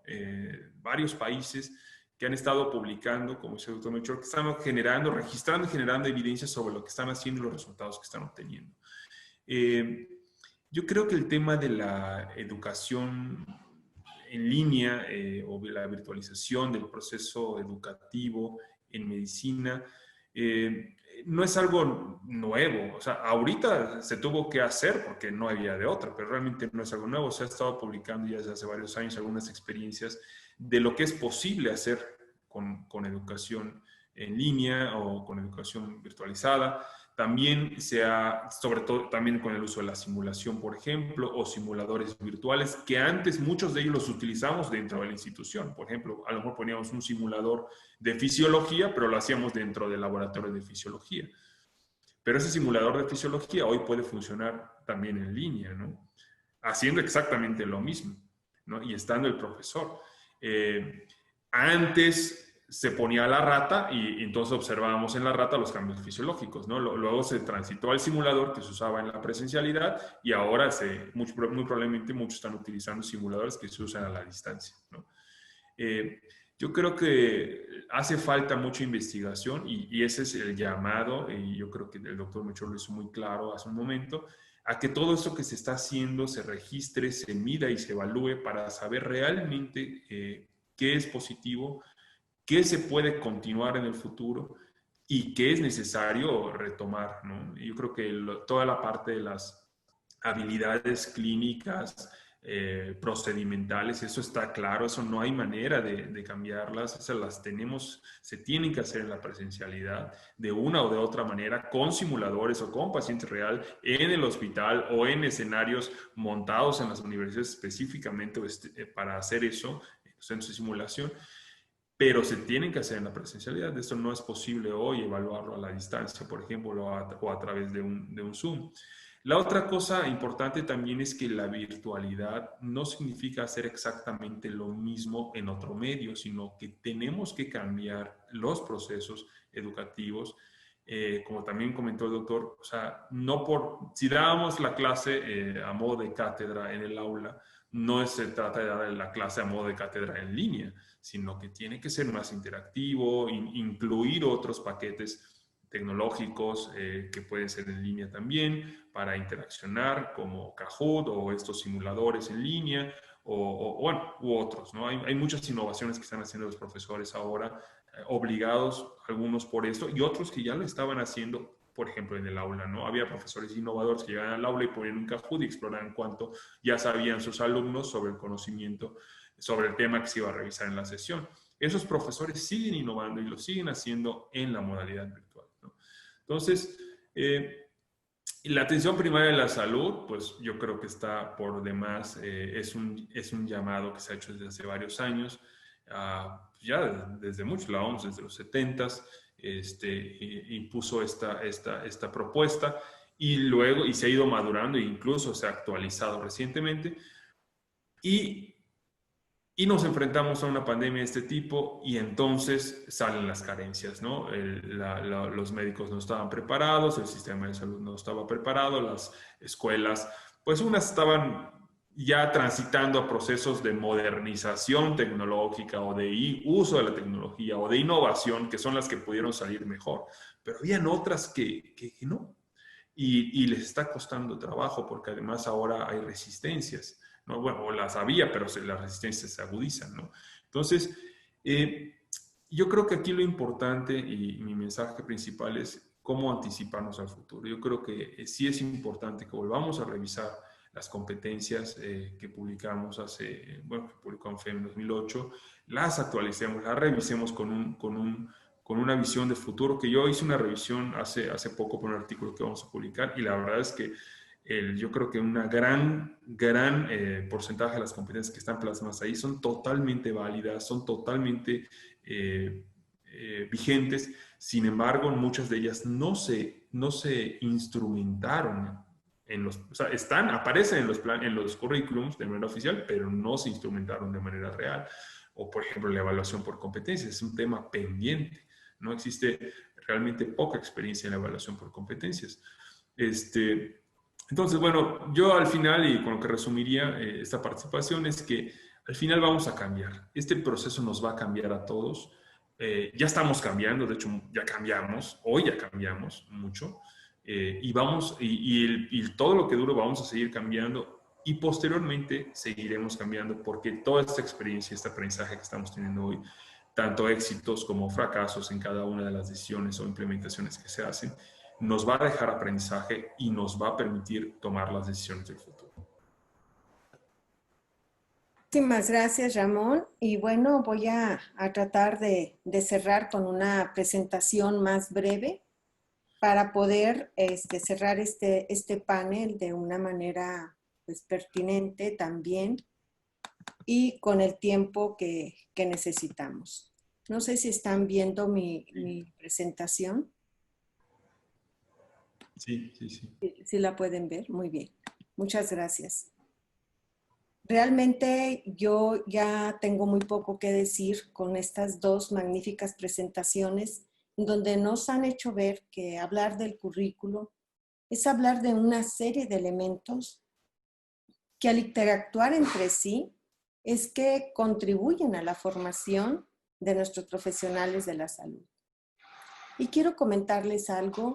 Yo traía algunas propuestas para enfrentar los desafíos actuales, pero dado estas dos pláticas tan brillantes, tan reflexivas y las presentaciones anteriores, creo que lo que voy a presentar son posibles propuestas. Los aspectos que analizamos en esta presentación, yo quiero hablar primero, ya lo hemos dicho, se ha ahondado demasiado en la situación actual de los profesionales de la salud, pero en esta ocasión les traigo algunos comentarios que nos acaban de vertir en una investigación que estamos haciendo sobre los aspectos académicos, éticos y organizativos que inciden en la alta transmisión hospitalaria y la mortalidad por COVID. Y cómo estos comentarios y todo este análisis de estas investigaciones previas y de muchos artículos que hemos analizado, vemos que efectivamente trae desafíos a la educación médica que tenemos que, como bien lo señalan ustedes, sentarnos a trabajar sobre las propuestas que claro que tendrán que ser adaptadas a cada uno de los contextos de las facultades de medicina y, por supuesto, a los entornos de los sistemas de salud. Y terminamos hablando un poco del diseño curricular complejo. ¿Cuál es la situación actual de nuestros profesionales? Sabemos que ahorita ellos, por ser los primeros, por ser el primer contacto en la lucha contra la pandemia COVID, enfrentan desafíos en el ejercicio profesional, no solo por el riesgo del contagio, sino por la falta de recursos para su protección, para el diagnóstico, manejo y cuidado oportuno de las personas con enfermedad. Asimismo, por tener que elegir a quién salvar la vida, lo que pone a prueba su ética profesional, por lo que el desempeño del personal de salud y la organización hospitalaria están cobrando relevancia. Expertos en indagar este tipo de eventos señalan que estas condiciones extremas, y ya lo han comentado aquí, desnudan las debilidades de los sistemas de salud y de la sociedad en su conjunto. Pero esta pandemia también está cuestionando los estilos de vida y los procesos formativos de nuestros estudiantes. En este sentido, estos son algunos de los comentarios que yo me di a la tarea de agruparlos por algunas categorías, y en organización lo que nos comentan es que hace falta una mejor logística e instalaciones para afrontar debidamente la contingencia. El hospital se encuentra fatal e ineficiente en esta pandemia. No hay un buen protocolo para tratar a esos pacientes. Hay muchos, pero estos son los que se seleccionaron. En infraestructura, dice, no contamos con los establecimientos adecuados para atender pacientes COVID. Los equipos de protección se distribuyeron a destiempo. Seguridad, estamos desprotegidos, batallando para el equipo de protección con un cubreboca de 5 días, utilizándolos para estar con los demás pacientes durante el turno. Nos contagiamos y no. Estamos aprendiendo que los hospitales pueden ser los principales vehículos de transmisión de COVID. En cuestión de ética, dice, algo que a mí en lo particular me llamó mucho la atención fue leer esto. Dice, los doctores no quieren entrar hasta que la enfermera entre a tomar los signos vitales y luego ya ellos ya no entran porque ya no es necesario. Lo que comentan, ¿para qué nos vamos a contagiar? Una de las mayores debilidades ha sido la falta de empatía de la gran mayoría del personal médico hacia los familiares de los pacientes. Otro testimonio es, ¿quiénes somos nosotros para decidir quién vive y quién no? Esto no fue parte de nuestro currículo en la escuela de medicina y juramos no hacer daño. En respecto a colaboración, dice, directivos del hospital se deben de enfocar mejor a mejorar el servicio en cuanto a deficiencias y no en cuanto a envidias personales con otros profesionales de la salud. En estrés. Considero que la causa del estrés en el personal de la institución ha sido por la omisión de los protocolos y procedimientos de atención a pacientes de enfermedades respiratorias, lo cual expone a todo el equipo de trabajo. Existe también una desvalorización. En este periodo de pandemia me he sentido desvalorada, desprotegida por las autoridades que no tienen idea de lo que estamos viviendo, solo se la pasan ordenando desde su sillón.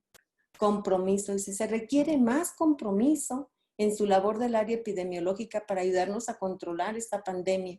Se requieren directivos comprometidos con la seguridad, primero de su personal, para que los que estamos al frente de los pacientes podamos confiar en que esto será o que esto tendrá control algún día, que es lo que estamos aspirando todos. Ante esto, todos estos análisis, investigaciones previas, muchísimo material que hemos analizado, hemos podido advertir que al menos estos son algunos de los desafíos actuales de la educación médica y que ahorita ya han sido abordados. Uno es la formación humanista. Ustedes lo vieron ahí. No es que no la hayamos realizado, la tenemos que fortalecer más que nunca. El desarrollo de competencias sustentables, competencias actualizables, competencias abiertas, el desarrollo de currículos complejos con una educación multimodal y, como bien lo señalaron ahorita, la importancia de la formación de docentes en habilidades digitales. Ellos también necesitan acompañamiento, necesitan apoyo, necesitan tutoría. Algunas de las propuestas para innovar la educación médica, esto es derivado, ya lo mencionó el doctor Ramón, esto fue derivado de varias investigaciones que hicimos, en donde una que me llamó mucho la atención, porque quizás no todas las escuelas lo estamos haciendo, es establecer esa línea directa con docentes y estudiantes, pero a través de un comité de apoyo que difunda con información científica esta pandemia. Modificar e innovar los currículos, que ya lo hemos dicho, con contenidos que prioricen el desarrollo de competencias para enfrentar problemas de salud complejos mediante el establecimiento de comités curriculares. Comités en donde participen directivos, docentes, personal de salud, estudiantes. Aprovechar la enfermedad para estudiarla con los estudiantes. Virtualizar los contenidos para los primeros años de medicina. No se intenta que todo sea virtual, como aquí se ha mencionado. Para la clínica se proponen modalidades de aprendizaje mixtos. El uso de simuladores y laboratorios virtuales, que también esto a mí me llamó mucho la atención y que ahorita lo expuso el doctor Ramón.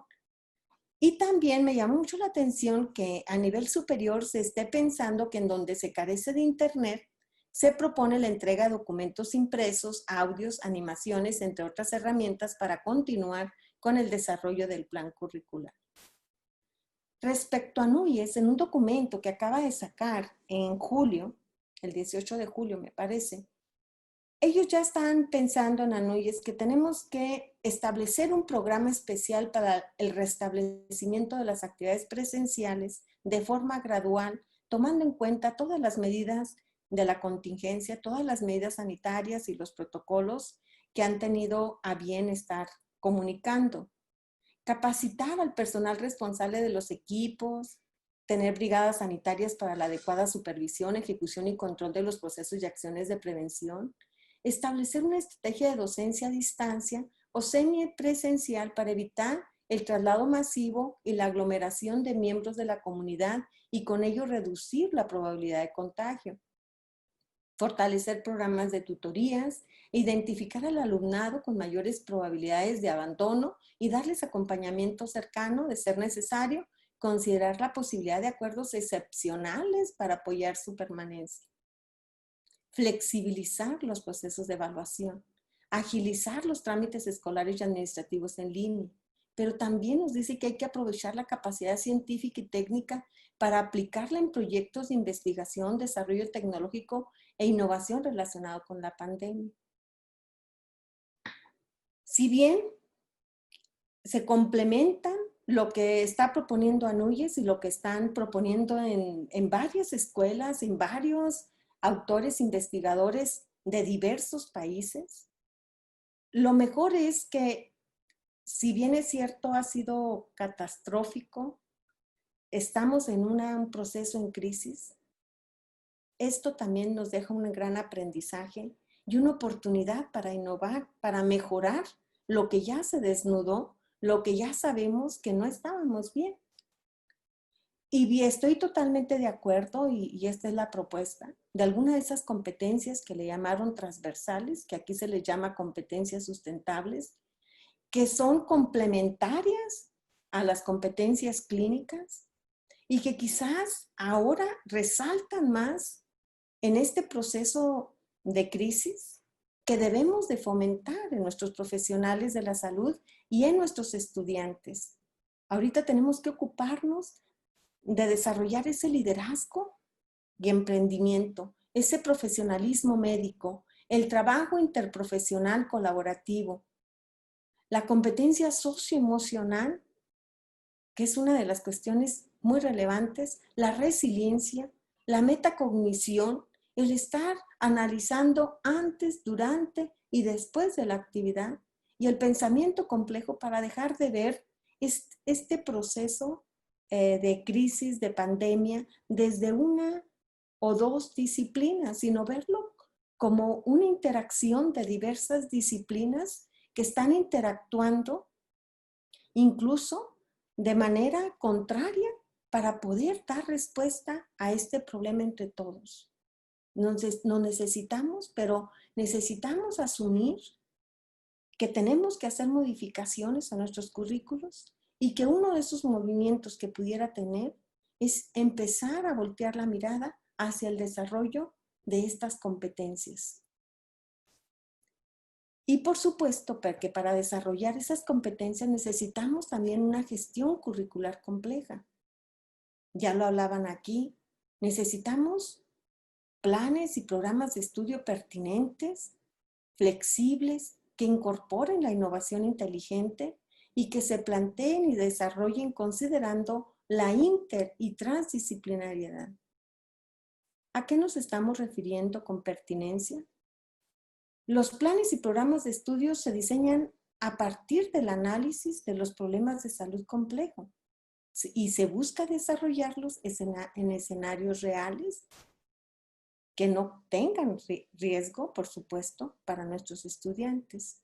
Los contenidos son abiertos y se plantean para desarrollar las competencias que los médicos necesitan desarrollar para afrontar situaciones emergentes. La flexibilidad propicia que los estudiantes configuren su proceso formativo mediante el establecimiento de su carga académica en créditos. Posibilita la movilidad estudiantil y reconoce los estudios que realizan los estudiantes en otras universidades o centros de investigación. Genera condiciones administrativas para que los estudiantes acrediten competencias de su perfil de egreso por procesos de certificación con entidades rigurosas, lo que los lleva a no cursar las unidades de aprendizaje donde tienen que desarrollar esas competencias. Si los estudiantes ya demostraron que poseen esas competencias, ¿por qué tienen que volver a cursar esas unidades de aprendizaje? Asegura la inclusión con equidad de sus diversos actores. Impulsa la internacionalización de los planes y programas de estudio que hoy en día se puede hacer desde casa.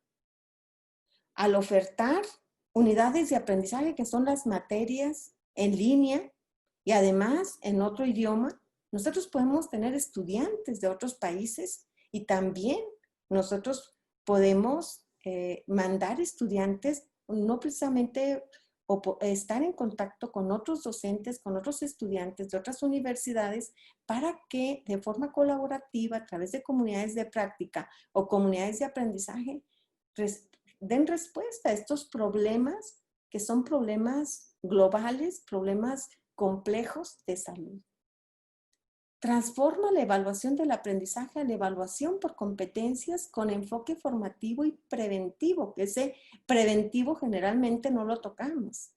El preventivo es darme cuenta de esas necesidades de aprendizaje antes de que reprueben, para poder hacer los ajustes a la ayuda pedagógica y a los cursos, y a las materias, y a las estrategias para apoyar a los estudiantes en eso que se les está dificultando antes de que reprueben. Fomenta la cultura investigativa en los estudiantes desde la inter- y transdisciplinariedad. Esto significa que yo no voy solamente a desarrollar proyectos de investigación dentro de la Facultad de Medicina, también lo puedo hacer en la División de Salud y también lo puedo hacer a nivel universidad para abordar problemas de salud. Incorporar la innovación inteligente, ya se ha hablado también algo de esto. Estos currículos se implementan haciendo uso de las tecnologías de aprendizaje del conocimiento, que son hacer uso de las TIC, pero para generar conocimiento. Lo que decía el doctor Luis Felipe, esto contribuye a que los estudiantes sean prosumidores y no solamente consumidores. Estas herramientas, de acuerdo a una investigación que hicimos para la gestión del conocimiento, abren nuevas oportunidades de aprendizaje para una mayor y diversa población, trascendiendo los límites de las aulas y las barreras geográficas. Pero además esta innovación inteligente, cuando nosotros la incorporamos en nuestros planes y programas de estudio, superan varios problemas, como son el énfasis en la disciplinariedad, el trabajo por asignaturas fragmentadas, que esto ya debe quedar afuera. La transdisciplinariedad no rompe con la disciplinariedad, pero la aborda de una manera diferente. La linealidad en los programas, el alto número de prerequisitos y correquisitos que dificultan la flexibilidad, las pocas posibilidades de que los estudiantes configuren su itinerario de formación, la evaluación centrada en exámenes sin focalizarse en la formación y el desarrollo de competencias. Tenemos currículos por competencias, pero no los evaluamos por competencias a nuestros estudiantes. La carencia de la inclusión educativa y el bajo grado de trabajo colaborativo entre docentes, estudiantes, directivos, egresados e instituciones de salud. La transdisciplinariedad, la formación médica desde la complejidad, aborda al ser humano en su integralidad, considerando todas sus dimensiones, intelectual, social, personal, ética, en continuo desarrollo mediante las interacciones consigo mismo, con los demás y el contexto. En ese sentido, formar desde el pensamiento complejo propicia que los estudiantes comprendan el proceso de salud y enfermedad en su interacción con el medio ambiente. Favorece la metacognición, el pensamiento crítico, el pensamiento creativo y autorregulado para que afronten la incertidumbre con estrategias creativas y flexibles. La transdisciplinariedad entonces transfiere los conocimientos y métodos aplicados con éxito dentro de una disciplina a otra, por eso es que no rompe con las disciplinas, sobre la base de una justificación, obteniendo como resultado la ampliación y cambio en el método transferido o incluso un cambio disciplinario total. Cuando se genera una disciplina nueva con carácter mixto, como es el caso de terapia familiar, que toma como métodos la antropología, la psicología, la sociología y los aplica a la familia, allí ya estamos hablando de la transdisciplinariedad. Por lo tanto, no elimina las disciplinas, lo que elimina es la consideración del conocimiento disciplinario como totalizador. Estas son algunas de las aportaciones que yo quise hacer con ustedes. Estas son algunas referencias y también fui un poco breve por los tiempos que tenemos y porque queremos dar oportunidad de que seguir comentando qué opinamos acerca de esto que estamos revisando. Voy a dejar de presentar para poder ver todos los chats y poder dar respuesta a algunas de sus inquietudes. Dice que para la educación de salud se debe de cambiar el enfoque metodológico de ser meramente informativo a ser activo y participativo para la transformación social. Efectivamente, ya el doctor Melchor lo había comentado, de que es muy importante estar superando estos enfoques metodológicos disciplinarios y tenemos que abrirnos, tenemos que hacer currículos abiertos, pertinentes a las necesidades sociales. Nosotros con nuestros currículos transformamos la sociedad y la sociedad también influye en el desarrollo y en la formación médica. ¿Sí? Dice, exacto, para educar la innovación sustentable, que ya lo había comentado el doctor Luis Felipe. Dice, sugiero 2 elementos, dice el doctor René Crocker, de urgencia. Priorizar en las acciones para mejorar el aprendizaje de alumnos y profesores con base en criterios de jerarquización, avanzar en propuestas de transformación para reposicionar a las escuelas de medicina ante los sistemas de salud. Yo aplaudo de verdad que se hayan estado realizando este verano. Mil gracias al cuerpo académico, al presidente de ANFEM, al vicepresidente, a Ivonne, a todos y a todos los ponentes como Melchor que han estado participando con nosotros. Gracias, Ramón. Pero creo que esto debe de continuar y debe de continuar quizás en una charla más abierta, porque tenemos mucho todos que aportar, pero también tenemos que generar ya una nueva forma de abordar los desafíos de la educación médica, hacer propuestas conjuntas, colaborativas, que seguramente hay mucho que ya están haciendo nuestras escuelas y facultades de medicina, mucho que compartirles a otras escuelas. Entonces, quizás estos paneles abren nuevas reflexiones y nos ayudan precisamente a eso, a tener nuevas ideas para innovar, para mejorar lo que ya estamos emprendiendo. Dice, de acuerdo, dice el doctor Felipe, debe desarrollarse un gran diálogo nacional al respecto para orientar a todas las instituciones formativas. Totalmente de acuerdo con acciones. Dice el doctor Luis Felipe, excelente, ¿cómo generar un diálogo que permite impulsar el cambio? Yo creo que tenemos que empezar a funcionar nosotros, cuerpo académico, como una comunidad de aprendizaje o como una comunidad de práctica, en donde se involucre más gente, por supuesto, y partamos de problemas clave y a partir de ahí empezar a ver desde la experiencia de cada uno de nosotros cómo podemos contribuir, cómo podemos... generalmente yo me quedo asombrada de todas las presentaciones que hemos tenido a bien escuchar aquí, porque nos han realimentado, nos han replanteado nuestras propias ideas que teníamos, a pesar de que hemos estado documentándonos mucho en este cuerpo.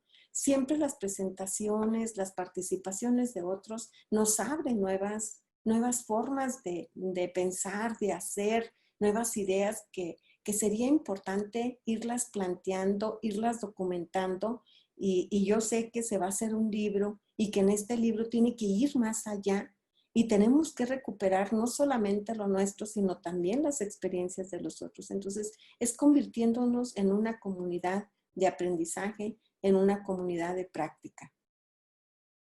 Dice, se deben reconvertir las instituciones, lo dice el doctor José Luis García, instituciones de salud, centros de salud, clínicas de medicina familiar, hospitales, para darle una mayor énfasis a la educación médica en relación a la práctica y alienarlas a los currículos de facultades y escuelas de medicina.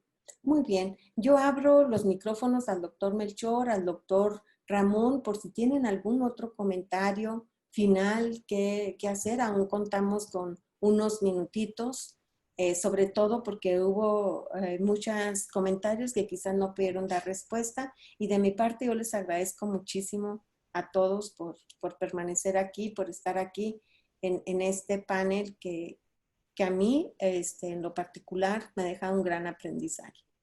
Adelante, no sé, Melchor. Bueno, ok, dos cositas nada más. Uno de los grandes problemas es el modelo de generación del conocimiento y su publicación y después la difusión y diseminación del mismo. Ahorita para publicar un artículo, no sé cómo les ha ido a ustedes en los últimos años, es una verdadera pesadilla, es un viacrucis. Y te puedes chutar 2, 3 años en que salga el artículo publicado. Entonces, y eso lo vivimos ahorita, las limitaciones de ese modelo con el COVID, con los artículos que empezaron a salir, inclusive en el New England y en el Lancet, que después van para atrás porque el proceso de arbitraje, por la presión social de sacar los datos en la pandemia, resulta que se publican artículos que en términos de evidencia de causalidad, por ejemplo, de la utilidad de la cloroquina, etcétera, pues no se vean de haber publicado. Entonces, en educación es todavía mucho más complejo porque tenemos menos vías de publicación. Eso lo dejaría, tarda uno mucho, ¿no? Entonces, dentro de las ligas que les puse ahí, este proceso es como un embudo, y para que llegue esto realmente a la trinchera docente, se requiere que utilicemos más esto que se llama el equivalente de Translational Research, de investigación translacional, pero en educación. Por ahí puse también una liga que algunos le llaman movilización del conocimiento, porque de otra manera nada más hablamos, pero la gente no modifica la conducta.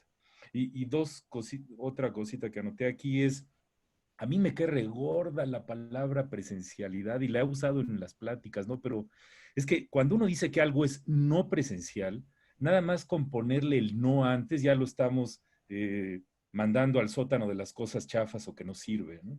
Porque en educación en línea, una de las cosas que he utilizado en algunas de en mi tesis fue, por ejemplo, el modelo de Randy Garrison de Canadá de la educación en línea, que tiene 3 presencias: la presencia cognitiva, la presencia docente y la presencia social.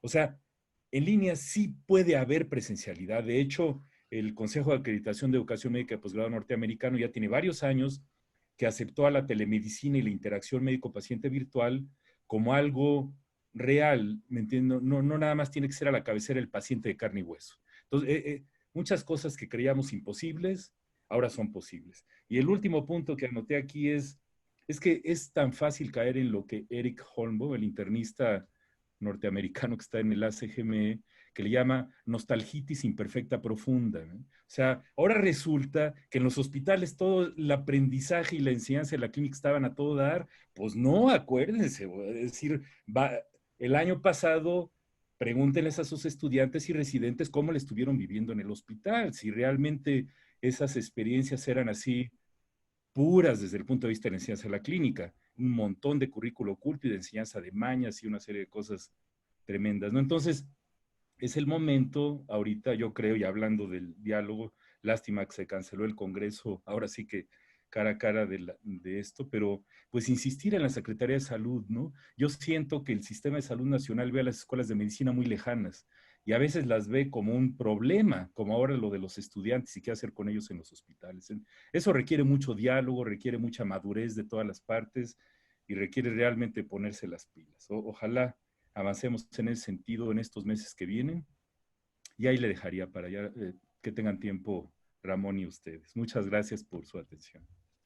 Gracias, Melchor. Muy agradecidos con su participación, que realmente ha hecho aportaciones importantes y nos deja, como decía usted en la presentación, asuntos pendientes de resolver. ¿Sí? Yo creo que en esto del currículo hay mucho que se queda por resolver, por analizar, pero lo cierto es que tenemos que seguirlo planteando como algo abierto, flexible, no como algo ya, no se puede estandarizar nada y mucho menos en estos tiempos inciertos. Adelante, Ramón. Muchísimas gracias, Melchor. Muchas gracias. Pues, Melchor, igual te agradezco primero que nos hayas aceptado la invitación y coincido en todo lo que acabas de decir, justo palabra por palabra, punto por punto. La verdad es que yo creo que el proceso de la utilización de estas nuevas tecnologías no nos debe de asustar. Ahora se usaron de manera emergente, pero ya han estado implementándose desde hace muchos años y hay experiencias importantes como las que acabas de comentar, tanto en los procesos educativos como en los procesos de atención médica. A mí me tocó estar no sé, probablemente por ahí de 2008, estaba en Yucatán, cómo el gobierno, la Secretaría de Salud, quiso implementar todo un sistema de telemedicina, se hizo toda una inversión, se habilitó todo esto en el Hospital General Público de la Secretaría de Salud, se hizo todo un sistema, la facultad participó en esta implementación y te puedo decir con seguridad que duró muy pocos meses su uso. Muy rápidamente se retrocedió a la atención médica tradicional. Yo creo que esta resistencia, todavía nos queda mucho, todavía hay mucha resistencia y el COVID lo que vino a hacer es a mover un poco, a dar esa oportunidad de quien no quería conocerlo, pues lo tuvo que conocer y va a haber gente que se va a ir con la mala experiencia, estoy seguro, ¿no? Esto no significa que todo el uso y toda la implementación de la tecnología, y menos en un estado de emergencia, sea óptimo, ni haya sido de la mejor manera. Yo creo que lo que sí va a dejar es mucho aprendizaje, nos va a mostrar qué sí funciona, qué no funciona. Y cuando hablo de las clases, de la virtualización, no necesariamente me refiero a la clase en línea, porque como dice Melchor, la clase en línea como la que tenemos en este momento, esta conferencia face to face, donde nos podemos ver e interactuar, es en tiempo real, pues es prácticamente una presencialidad mediada por tecnología. Pero yo me refiero al uso de otros recursos digitales que hoy por hoy son impresionantes. Por ejemplo, nosotros adquirimos desde el año pasado toda nuestra biblioteca digital. Entonces, todos los alumnos tienen sus libros digitales, que no son los libros que se descargan en Google, sino libros donde pueden tomar notas, audios, video, y pueden llevar sus materias y reforzarse o alimentarse de estos libros digitales, ¿no? Eso es muy interesante, ¿no? Por ejemplo, todo igual el crecimiento de la simulación desde nuevas perspectivas, de hablar de escenarios de inmersión, donde los estudiantes ya no solamente entran a salas o aulas donde se hace simulación, sino a hospitales simulados donde se hace toda una simulación completa, no solamente de la medicina, sino incluso a transdisciplinar, donde participan enfermeros, nutriólogos, rehabilitadores, terapistas físicos, psicólogos, y pueden realmente plantearse escenarios complejos donde se pueden desarrollar habilidades clínicas. Claro, esto se hace de manera física, pero también ya están existiendo nuevos recursos, hay uno que estamos evaluando ahora, que ya es, que plantea los algoritmos de atención clínica mediante sistemas en línea. Y el algoritmo es el razonamiento clínico, que son las habilidades blandas. Entonces, en realidad sí se puede trabajar, no todo, por supuesto, pero sí se puede complementar la formación médica por estos recursos, estos nuevos recursos, y que estoy seguro que además esto va a generar muchos más de los que existían el año pasado, ¿no? Y yo creo que 2020 lo vamos a cerrar con una infinidad de nuevos recursos y con una infinidad de nuevas experiencias de aprendizaje sobre la incorporación de tecnología en el proceso de educación médica, que será riquísimo leer el próximo año, si las revistas nos lo permiten. Como dice Melchor, es un poco lento. Hay un artículo que mandamos con el doctor Abreu, con Jorge, hace unos meses y todavía no los publican. Y bueno, es lento, pero lo estaremos leyendo el próximo año y seguramente cuando tengamos el congreso ya el próximo año, el presencial o el físico, vaya, pues ya podremos compartir mucho más de esta experiencia. Pero creo que algo que ahora ANFEM está haciendo precisamente con estos paneles es que cada panel es un detonador de la discusión.